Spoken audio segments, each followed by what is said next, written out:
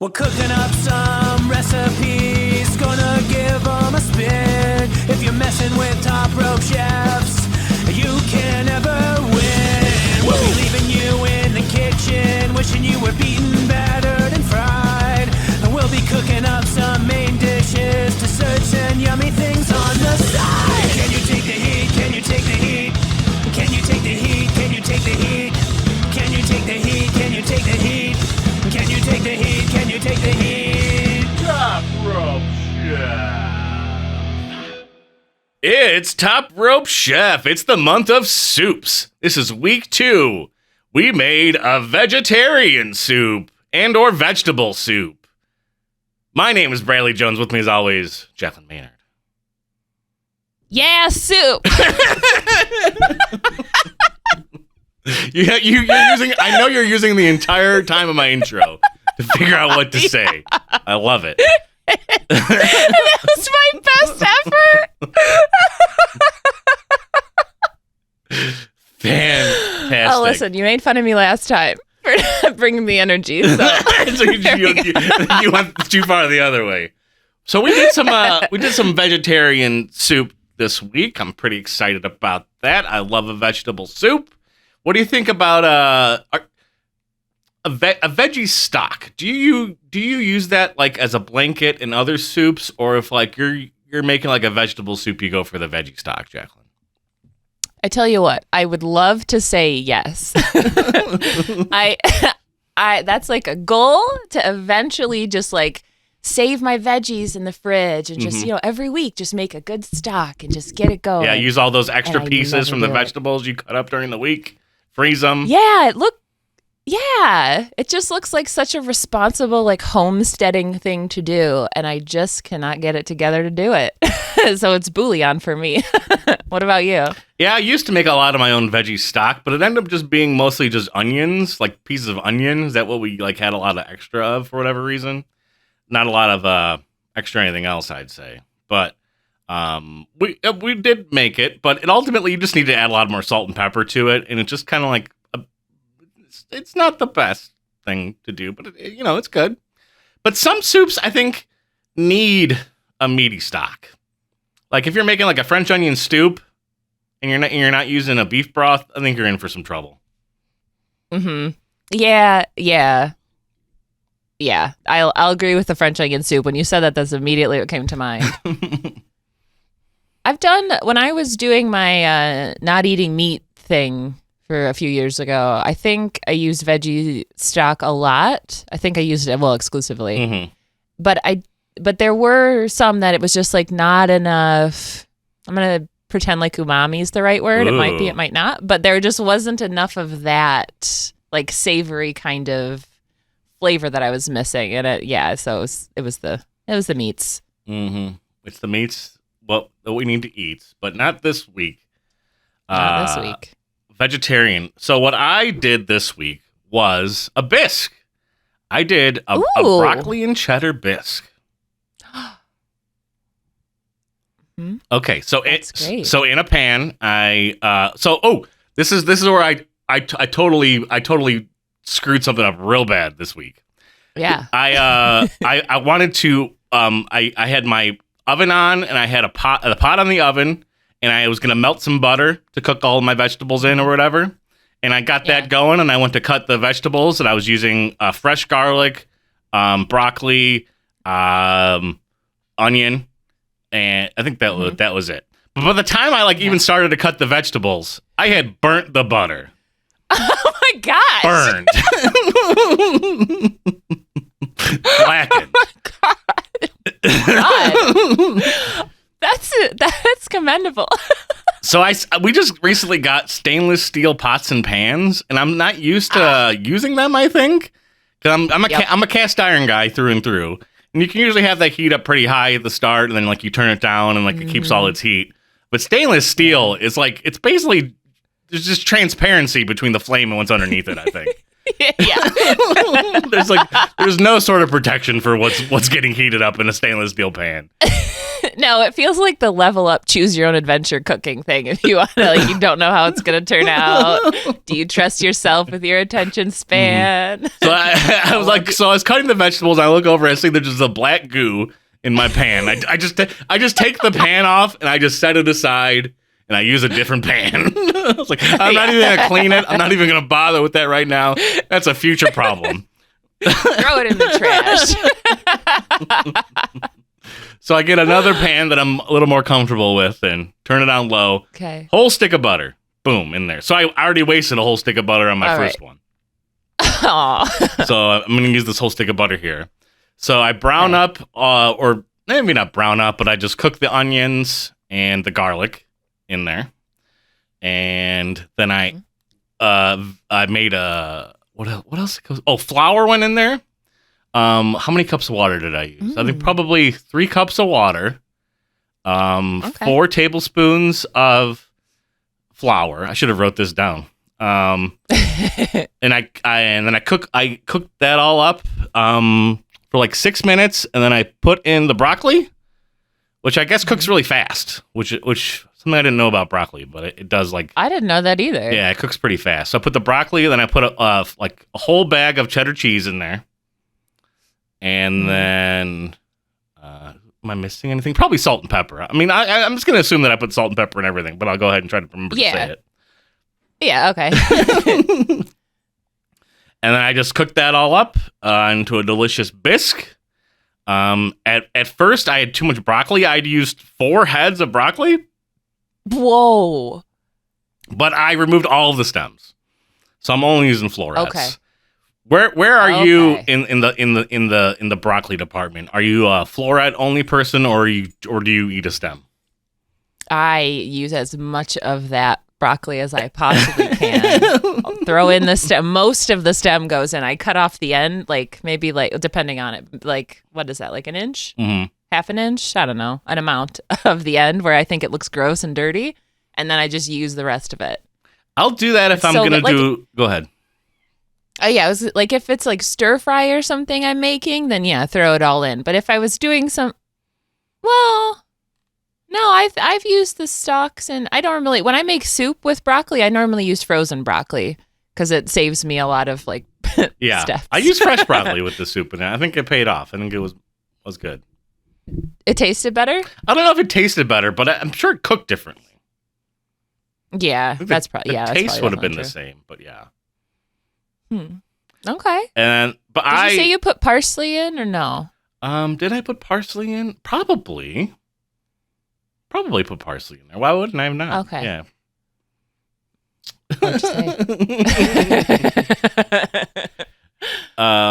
Yeah, I just use the floret pieces. If I was going to use an immersion blender, I'd put the whole stock in because you're not going to see it. Who cares? Blend it all up. But just for aesthetics, I think you want to just be having florets every time you put your spoon in there. Okay, so it's the presentation for you, not necessarily the texture. Yeah, not necessarily. I think I would. I don't know. The stems are pretty long on a piece of fresh broccoli, so I don't think I'd use that whole stem. But I just cut it to the floret, so there's some stem there. Okay. So this is a bit of a controversy in our house. Go ahead. When you're using broccoli controversy, when you're using a fresh broccoli, how big or small do you keep the florets? Do you do chunks or do you do little pieces? This is a great question. Hot topic. Polarizing. Because my heart says to use the whole big florets. But when push came to shove, and in this recipe it came to shove, I took out a kitchen scissor and I did chop it more. I did chop the florets a little bit more. Okay. So you bring up a great point. A kitchen scissor is, I think, one of the most underutilized tools in cooking. I love a kitchen scissor. I used it to cut pizza last night, and it was brilliant. It's so they come in handy so much. Mm-hmm. If I get noodles that are too long, I go in there with the kitchen scissors, cut them up. Yep. No problem. It's so easy. I love it. I did that in front of my old roommate one time. He thought I was a genius. I was like, I'm just using a kitchen scissor. I'm just trying to not dirty more dishes. Yeah. Yeah. So in our house, husband, he prefers them like, what would you say, evenly dispersed? So like the smaller pieces, and I just will throw in just big chunks because I like a bite of broccoli with my cheese broth. You can hear the disappointment in your voice. I do that with stir fry and everything too. I wanted just a chunk of veggie.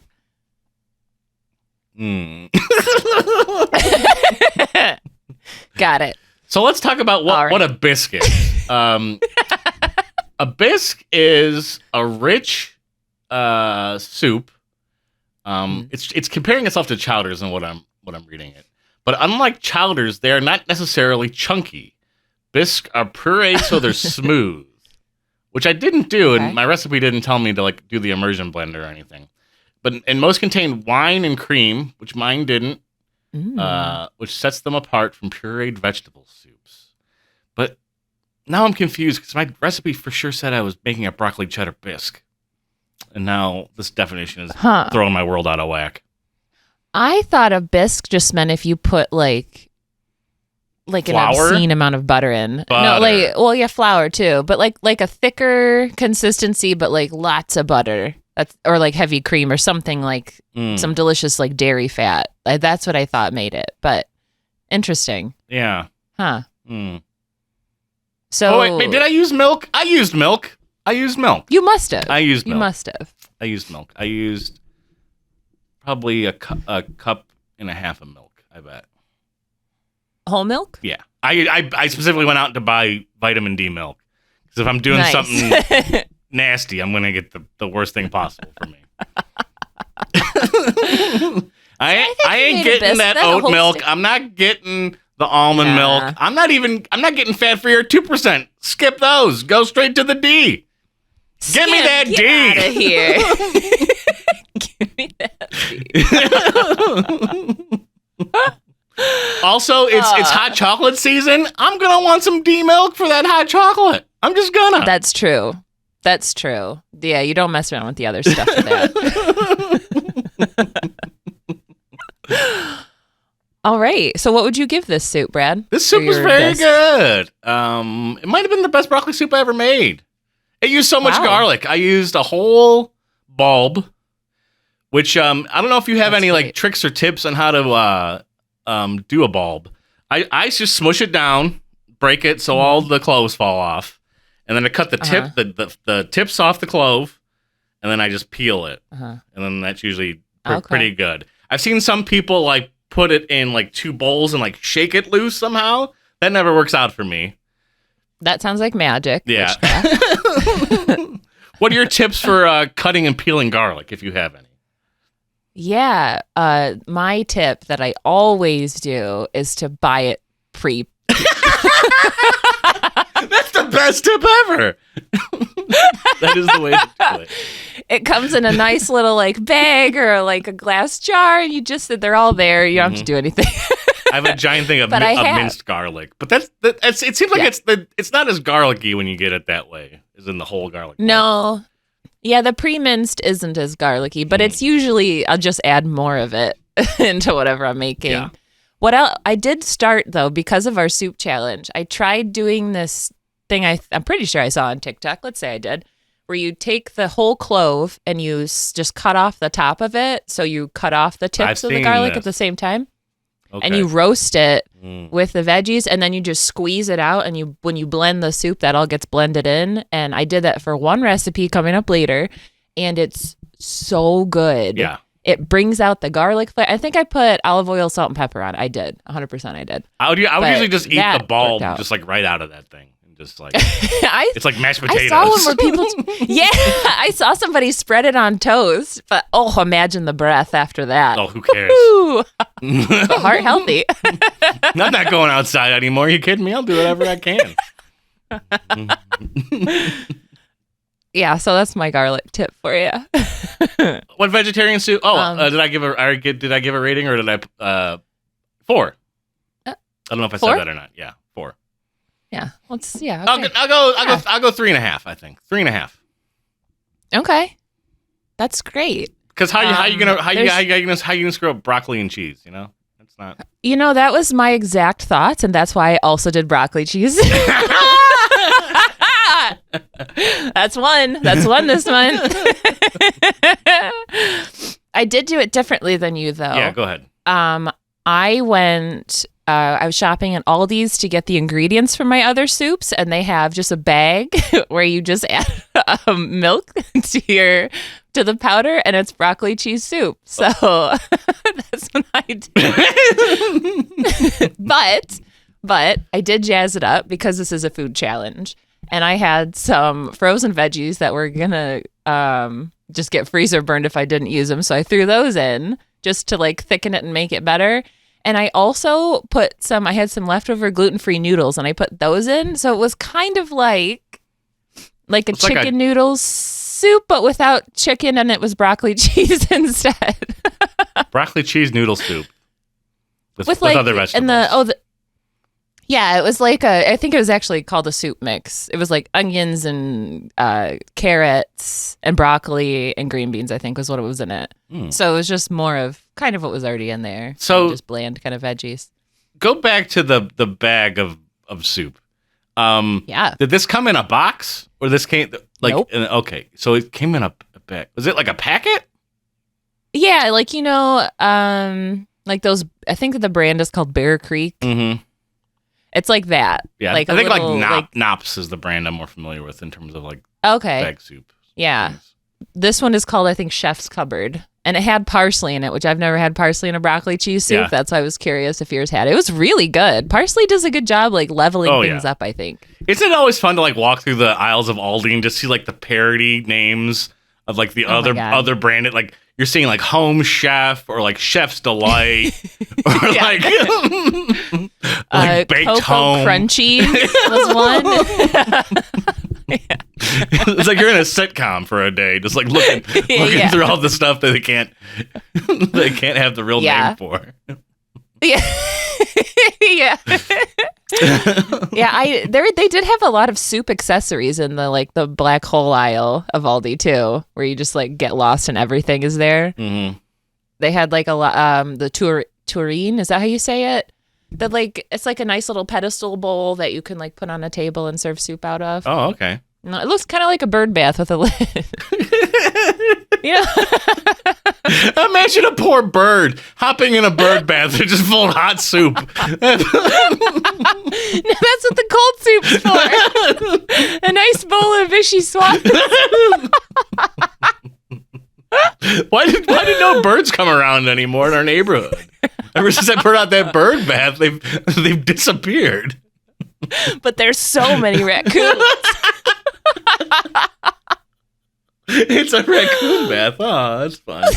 Oh. Did you ever see the work. videos of the raccoon who has like a dry ice? Because like raccoons like compulsively like clean their food in water, and there's the raccoon who like grabs like a dry ice, like puts it in the water, and then it disappears, and like freaks out that it's gone. Oh. I've seen someone doing that to a raccoon with cotton candy. That was so mean. I know. Like panics. Where did it go? I did see now, since we're on raccoons now, there's a man somewhere in Canada, and he feeds raccoons daily like hot dogs and cookies and whatever kind of random junk he has at home.